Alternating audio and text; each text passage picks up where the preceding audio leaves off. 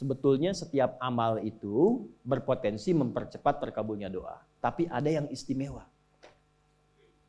Ada yang istimewa. Dari mana taunya rumus doa dengan amal? Al-Baqarah ayat 186.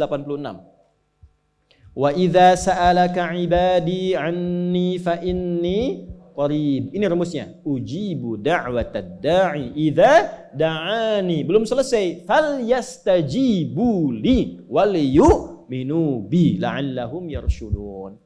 Aku tahu hambaku tuh kalau ngadap kepada aku motifnya cuma dua. Kalau bukan tobat minta. Allah declare-nya begitu. Hambaku tuh begitu. Kalau yang tobat kan mojok-mojok gitu kan, kadang malu. Maaf, bukan berarti yang di pojok tobat ya. Kadang terus sujud, tobat atau minta. Ada kebutuhan. Kata Allah jangan malu.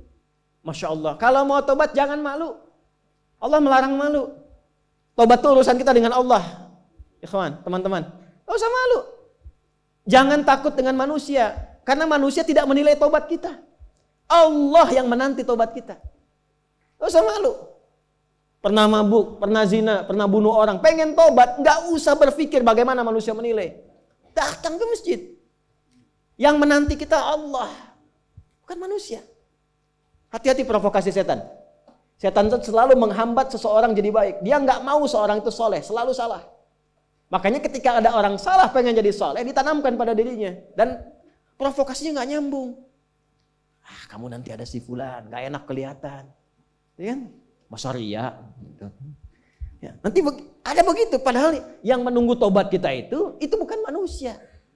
Pencipta kita Allah.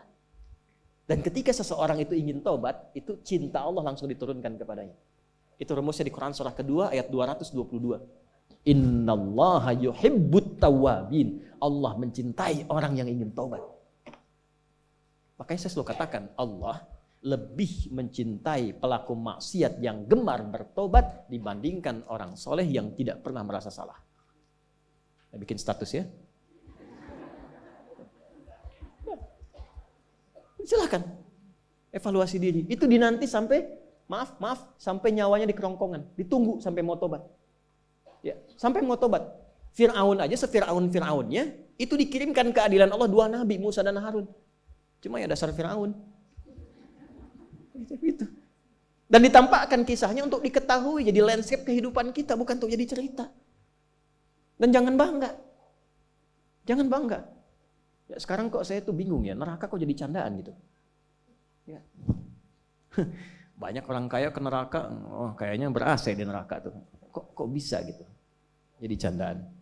Padahal neraka itu ditampilkan diksinya dalam Al-Quran itu sebagai ancaman yang mengerikan. Ya, jangan dirubah. Jangan dirubah. Nah, apa amalan istimewanya? Ya, semua amalan kalau sudah dikerjakan itu doa. Tapi ada beberapa amalan yang ketika dikerjakan berdoa, doanya cepat dikabul.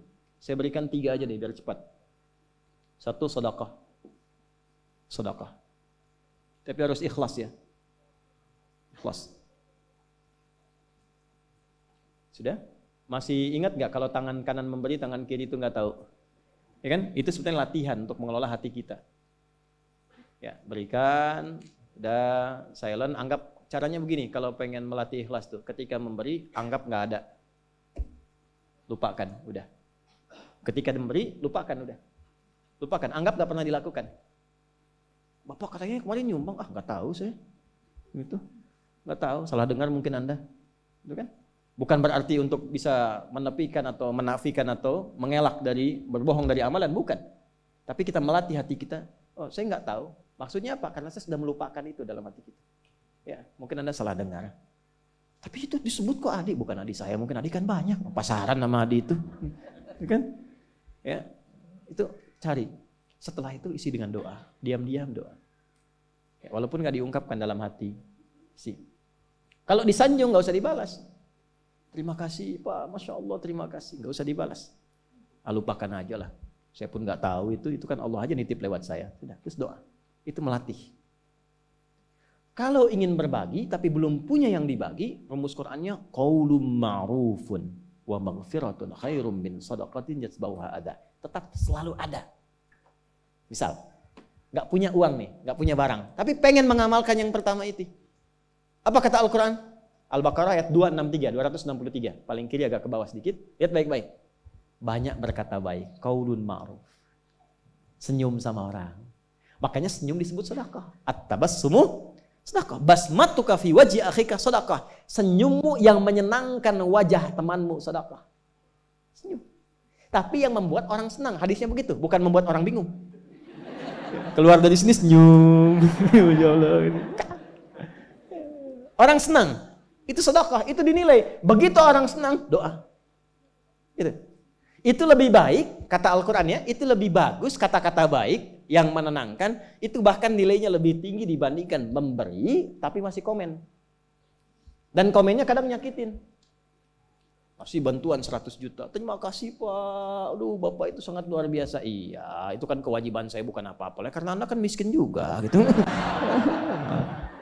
Anda kan asnaf yang 8 gitu kan. Nah, itu hilang turun. Dibanding dengan yang kata-kata tadi lebih bagus yang kata satu sedekah, kedua cepat Al-Qur'an. Kedua apa? Kalau habis ngaji, doa. Ini yang jarang sekali dilakukan sekarang.